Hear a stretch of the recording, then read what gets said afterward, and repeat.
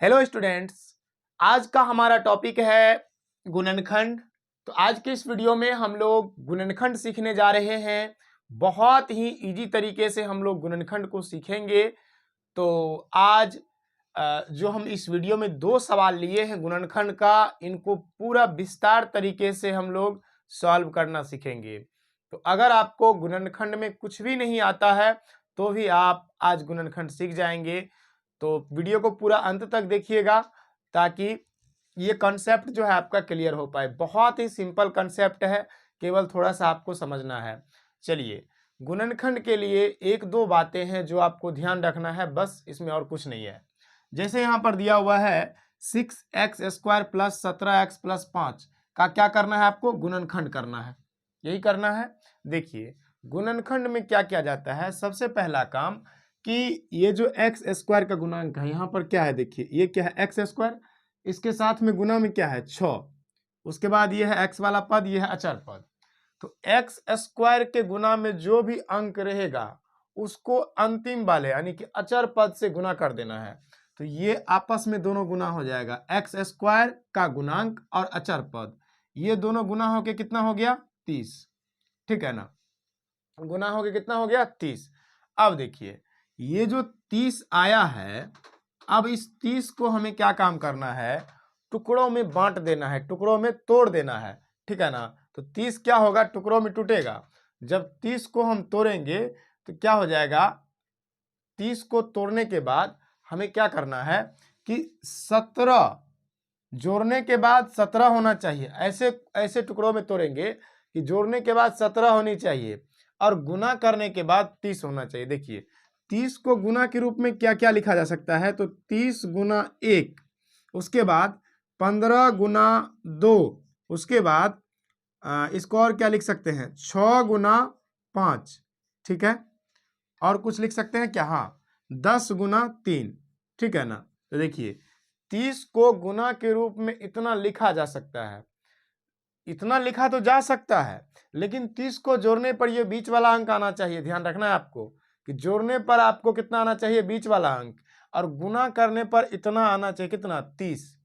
30 को ऐसे खंड में तोड़ना है कि गुना करने पर 30 ही आए। अभी भी 30 आ रहा है इसमें, अभी भी इसमें 30 आ रहा है, इसमें भी 30 आ रहा है, इसमें भी 30 आ रहा है। लेकिन आपको देखना है क्या 10 और 3 को जोड़ने पर 17 मिल रहा है, 6 और 5 को जोड़ने पर 17 मिल रहा है, नहीं। 15 और 2 को जोड़ने पर हमें क्या मिलेगा, देखिए 15 और 2 को जोड़ने पर हमें मिलेगा 17। इसको अगर आप ध्यान से देखेंगे तो यह सेटिस्फाई कर रहा है इस जो इसका रिक्वायरमेंट है, यानी कि जो इसका शर्त है, उस शर्त को यह पूरा कर रहा है कि जोड़ने पर 17 और गुना करने पर 30 पूर रहा है। तो हम क्या करेंगे, ये वाला लेंगे, यानी कि इसको लिख सकते हैं हम 6x² प्लस में 15x प्लस में 2x प्लस में 5। कुछ समझ में आया आपको? हमने 17 को 15 प्लस 2 के रूप में लिख दिया, अभी भी ये उतना ही है, लेकिन लिखने का तरीका चेंज हो गया। बस यही चीज गुना में करना पड़ता है, सॉरी यहाँ पर गुणनखंड में करना पड़ता है। तो हम अब देखिए, अब दूसरा स्टेप क्या करना है कि पहला का 2 पद और आखिरी का 2 पद। तो आपको देखना है कि पहले के 2 पद में ऐसा क्या है जो हम कॉमन निकाल सकते हैं। देखिए इसमें क्या मिलेगा, 3 के पहाड़े में 6 मिलेगा, यहां भी 3 के पहाड़े में 15 मिलेगा, मतलब 3 तो दोनों में है, 6 में भी है 15 में भी है। उसके बाद x यहां भी है, x यहां भी है, तो ये क्या मिला हमें 3x, यानी कि 3 इसमें भी है 6 में, 3 दूना 6 मिलेगा और 3 यहां भी मिलेगा, 3 पचे 15। तो जो दोनों में जो पहाड़ा मिल जाता है उसको हम निकाल लेते हैं बाहर। और x, तो देखिए x को x से गुना करने पर पहले तो ये आपको यहां लिखना है 2x प्लस में क्या 3x को किससे गुना करेंगे 15 पूरेगा, तो 5 से। जो इस वाले बॉक्स में आया है ना, सेम यहां पर आपको लिख देना है ना, ये अलग चीजें हैं। सेम यहां पर आपको क्या करना है 2x प्लस में लिख देना है क्या 5, लिख दिए। अब यहां पर आपको सोचना है कि 2x को किससे गुना करें कि 2x ही रहेगा, तो +1 से गुना करना पड़ेगा, है ना, +1 से। जो 2 बार आया है उसको एक बार लिखेंगे, 2x प्लस में 5, और यहां पर है 3x प्लस में 1। तो यहां पर देखिए पहला गुणनखंड का सवाल आपका रेडी हो गया। बहुत ही सिंपल है, ध्यान से समझिएगा, समझ में आ जाएगा। एक और सवाल जो हम लिए हुए इनको सॉल्व करते हैं। देखिए यहां क्या लिया हो, 12x² माइनस 17x प्लस 1। तो ये भी सवाल इसी तरीके से बनेगा, बस थोड़ा सा ध्यान से समझिएगा। यहां पर क्या दिया हुआ है 12, यहां पर क्या दिया हुआ है 1। तो 12 1 गुना हो जाएगा तो क्या होगा, देखिए 12 और 1 गुना होके क्या हो जाएगा, यहां पर लिख देते हैं हम इस वाले बॉक्स में 12 और 1 गुना होने पर 12 होगा। ठीक है, ये 12 और 1 गुना होने पर 12 होगा। ठीक है, अब देखिए 12 को गुना के रूप में कितने खंडों में लिखा जा सकता है, देखिए कितने रूप में। तो 12 गुना 1 और 6 गुना 2, 3 गुना 4।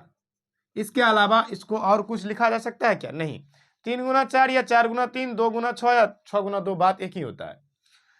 लेकिन जोड़ने या घटाने पर देखिए यहां पर क्या होगा, जोड़ने पर 7 होना चाहिए, घटाने पर आप जोड़ घटाव के चक्कर में बिल्कुल मत पड़िएगा।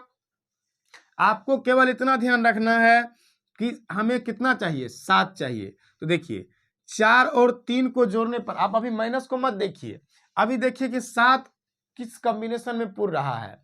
क्या 12 में से 1 घटाने पर 7 पूर रहा है, नहीं। 6 में से 2 घटाने पर पूर रहा है, नहीं। 3 में से 4 घटाने पर, कुछ भी करने पर नहीं पूर रहा है। लेकिन देखिए 4 और 3 को अगर जोड़ते हैं 7 पूरेगा, और गुना करने पर 12 मिल तो रहा है, गुना करने पर 12 मिल रहा है ना, और जोड़ने पर 7 मिल रहा है। देखिए अब यहां पर एक और दिमाग आपको लगाना है कि अगर हम -3 को गुना कर दें -4 से तो भी तो 12 ही आता है ना। अब -3 और 4 को दोनों को जोड़ दीजिए, -3 प्लस -4, दोनों को जोड़ने पर क्या आ गया, -7। तो आपको समझ में आ गया कि 7 को हम क्या लिख सकते हैं, 3 प्लस 4, लेकिन कैसे, माइनस में अलग अलग हटा करके। क्योंकि आपको पता है कि माइनस वाली दो संख्या अगर आपस में जुड़ती है तो जुट तो जाती है, लेकिन निशान रहता है माइनस का ही। वही काम यहाँ पे करेंगे। हमें यह बात तो पता लग गया ना कि इसको तोड़ना किस खंड में है, 4 गुना 3 के रूप में लिखना है। और तो इसका मतलब हुआ 4 प्लस 3, ठीक है ना, 4 प्लस 3 या 3 प्लस 4, कुछ भी कर सकते हैं हम। तो इसको लिख दें 12x² माइनस का 4x माइनस का 3x प्लस में क्या 1। यहां तक आपको कोई दिक्कत नहीं हुआ होगा, बहुत ही सिंपल है। अब देखिए इस वाले में जिस तरह से हम काम किए थे कि पहले का 2 पद और आखिरी का 2 पद, ठीक है ना, पहले के 2 पद में क्या कॉमन आ रहा है और अंतिम के 2 पद में क्या कॉमन आ रहा है, दोनों को ले लेंगे, सिंपल। देखिए ध्यान समझिए कॉमन कैसे लिया जाएगा।